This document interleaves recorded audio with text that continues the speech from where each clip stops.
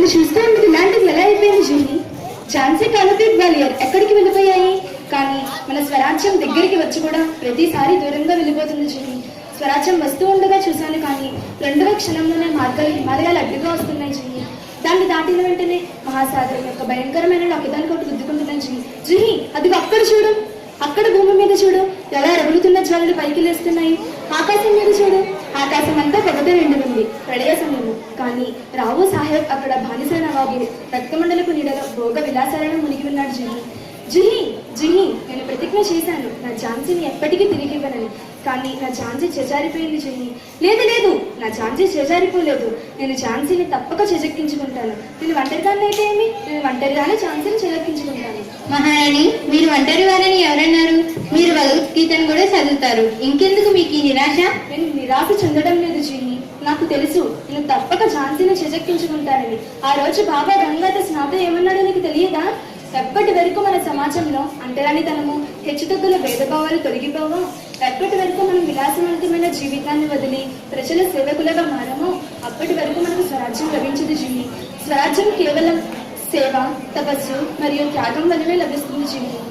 కానీ మహారాణి, వారు స్వరాజ్యం పొందడం కంటే స్వరాజ్య స్థాపనకు భూమిని తయారు చేసి స్వరాజ్యపు పునాది అనే రాయిని కూడా తయారు చేయమని చెప్పారు. సదాష్, నా సైన్యం నుండి నేను ఇదే ఆశిస్తున్నాను. ఎలాంటి స్వరాజ్యం కోసం మీలాంటి స్త్రీలు పునాదిగా మారబోతున్నారో అలాంటి స్వరాజ్యం తప్పనిసరిగా చాలా గొప్పదవుతుంది జూహి. నా జీవిత కాలంలో స్వరాజ్యం వస్తుందా లేదా అని దిగులుగా లేదు.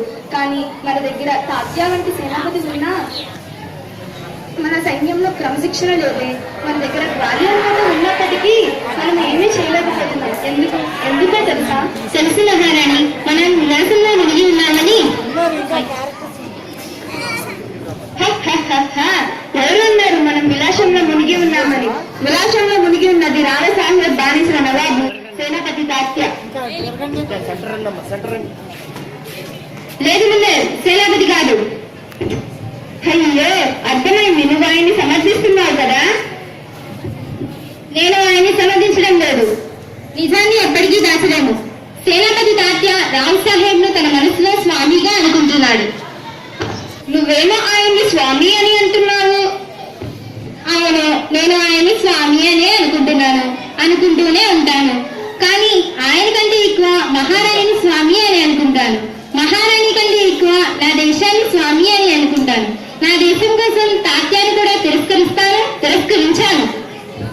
జూహి, నీకు బాగా కోపం వచ్చినట్టుంది. నా ఉద్దేశం అది కాదు. నేను కేవలం నువ్వు ఆయన్ని స్వామి అని ఒప్పుకున్నావు కదా, అప్పుడు నువ్వు ఆయన్ని ఆపవచ్చు కదా అని చెప్పాలనుకున్నాను. జూహి, నాట్యం ముందే నాకు తెలుసు. రావు సాహెబ్ తాత్య ఈమెని నాట్యం చేయమని పిలవటానికి వచ్చినప్పుడు ఇంకా ముందర రమ్మండి, ఇంకా ముందరండి, ఎదరికి రండి, ఇంకా సెంటర్ రండి, సెంటర్కి ఇటు చూడాలి, ఫేసింగ్ ఇటు ఉండాలి. తాత్య ఈమెని నాట్యం చేయడానికి పిలవటానికి వచ్చినప్పుడు జూహి ఆయన్ని చెడామడా తిట్టివేసింది. అవును మహారాణి, నేను నా దేశం కోసం నాట్యం చేస్తాను, స్వరాజ్యం కోసం నాట్యం చేస్తాను.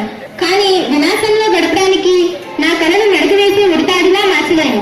అలా చేయమని చెప్పే వాళ్ళని దెబ్బతీస్తాను. నువ్వు దెబ్బ తీయలేవు జూహి.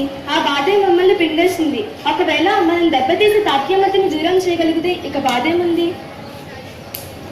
మీరు నాకు ఆజ్ఞ ఇవ్వండి మహారాణి, నేను వాళ్ళని దెబ్బతీస్తాను. నేను కూడా తయారుగా ఉన్నాను బాయ్ గారు. పదండి, వారిని ఇద్దరం దూరం చేద్దాం. లేదు ముందర్, లేదు, మనం వారిని ఇద్దరు దూరం చేయలేము. జూహి, ఒకవేళ నీకు తాత్య కనిపిస్తే నేను రమ్మన్నానని చెప్పు.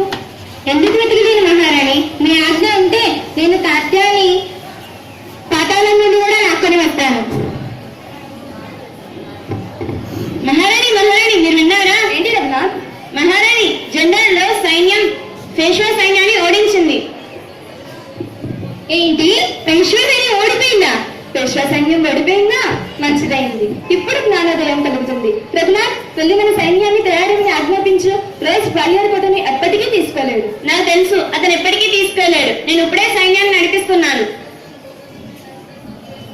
కేవలం మీకు తెలియజేయడానికే నేను ఇక్కడికి వచ్చాను. జూహి, నువ్వు కూడా వెళ్ళు. ఆగు, సేనాపతి తాత్య ఇటువైపే వచ్చినట్లున్నారు. అవును, వచ్చేది సేనాపతి తాత్యానే. సేనాపతి తాత్య వస్తున్నాడు.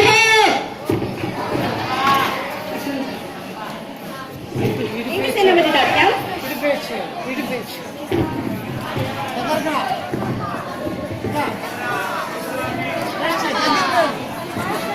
ఏంటి సేనాపతి తాత్యం ఈరోజు దారి తప్పేటి వచ్చినట్లున్నారు? మహారాణి, ఎవరికైనా సేనాపతినే, కానీ మీకు మాత్రం సేవకుడుము. ఆహా, ఇంత పెద్ద సేనాపతి అండి ఒక స్త్రీ ముందు వంగి వంగడానికి సిగ్గుగా లేదా? సరే, ఇక వదిలేయండి. ఈసారికి ఈయన్ని క్షమించండి రాణి. బాయ్ గారు, ఎవరికైనా మీకు మమ్మల్ని అవమానించే పూర్తి అధికారం ఉన్నది. అవును, అలాగే నేను కూడా సిద్ధంగా ఉన్నాను. నీ మీద నాకు చాలా ఆశలు ఉన్నాయి. నువ్వు ఉండగా ఇదంతా ఏం జరుగుతుంది? ఈయన స్వామి భక్తుడు రాణి.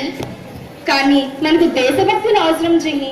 పర్వాలేదు, ఇప్పటికీ ఏమీ అవ్వలేదు. మనం ఇంకా ఎంతో చేయగలము. అందుకే వచ్చారు. మీరు ఏం చెప్తే అదే చేస్తారు. మీరు తయారు చేసిన పథకం ప్రకారమే నడుచుకుంటారు. అలాగే వెళ్ళండి, యుద్ధానికి సిద్ధం కండి. కత్తులను తయారు చేయండి. గజ్జల చెప్పుడు దగ్గర తుపాకీల గజ్జలను వినిపించండి. రంగులు రాగాలు మర్చిపోండి. గుర్తుంచుకోండి సేనాపతి తాత్యం, మనం యుద్ధభూమిలో మృత్యువుతో పోరాడాలి.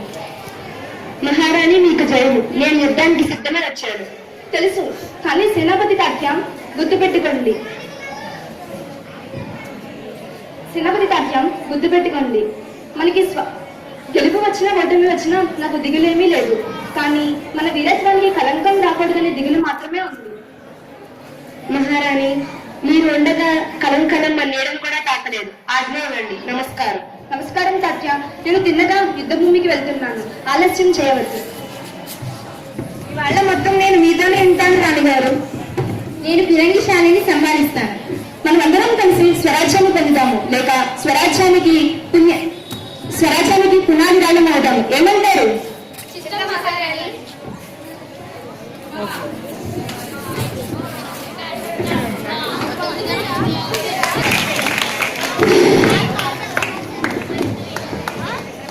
సరే, స్వరాజ్య స్థాపనకు